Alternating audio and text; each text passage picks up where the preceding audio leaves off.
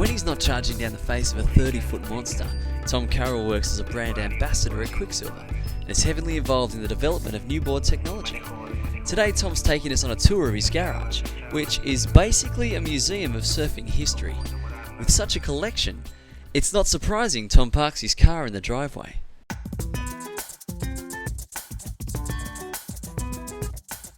You know, this is a 10-foot longboard. This is your classic Malibu board.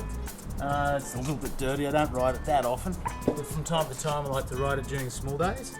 And this is what they used to ride all the time. But places like Pipeline and you know, Sunset Beach to the place where they got their name from, Malibu. There was what we call the twin fin, and you know, the master of the twin fin, Mark Richards.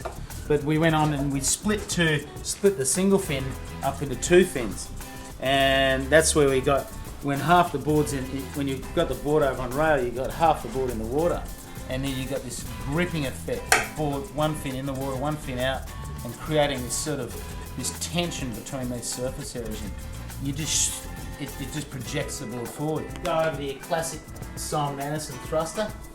Who was Simon Anderson? Simon Anderson is one of the greatest shapers of all time, and he actually decided to break down the single fin because he couldn't ride a twin fin because they were too loose. There wasn't a stabilizer on the back of the tail of the board. So what he did was he reduced the size of the twin fin fins and placed three similar sized fins. So we got a stabilizer trailing fin, and became the staple since 1981. It grew steadily from there. Nowadays we've got so many different types of materials. It's just, you know, the last 5 years the whole surfboard research and development sort of angle has just popped the bubble, and all of a sudden now we're kind of starting to break out of that mold, and we came up with all these kinds of epoxy, super lightweight, different types of constructions, like the actual central stringer of the boards wrapped around the rail now to create a certain flex. It's a very springy, very it's got a really fast memory. So this is a sort of an example of what's happening today out there.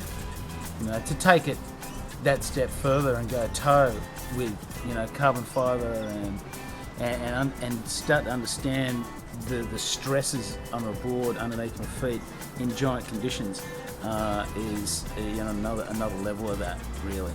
But I love expressing myself out in the water, and these things are allowing me to do it, and it's just I've been so fortunate to see that sort of and be enriched by that experience.